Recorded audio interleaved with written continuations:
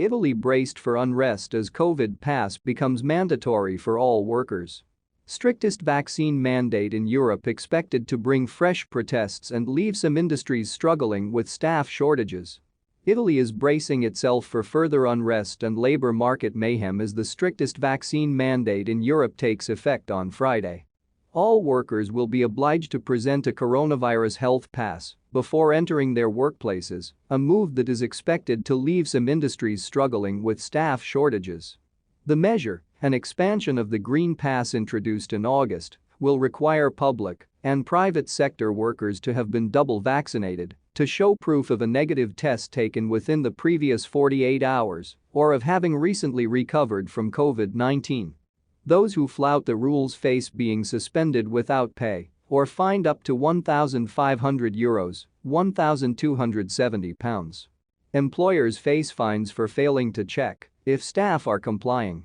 More than 80% of the population over the age of 12 has been double vaccinated, and the majority of Italians have taken the Green Pass, also required for dining inside restaurants, entering museums, theaters and cinemas, and for use on planes and long-distance trains, in their stride.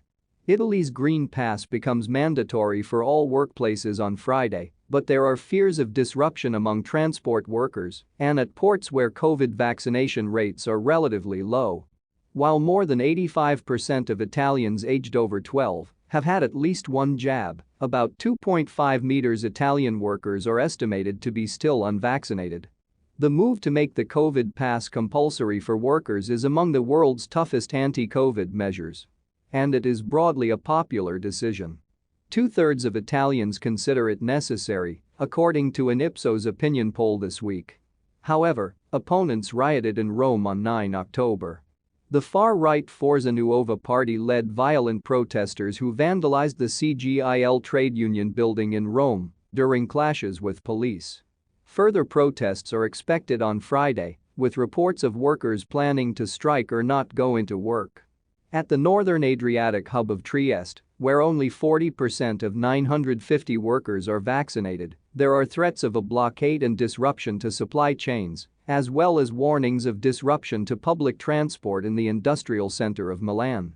It is time to stop the economy, which is perhaps the only way we can show this government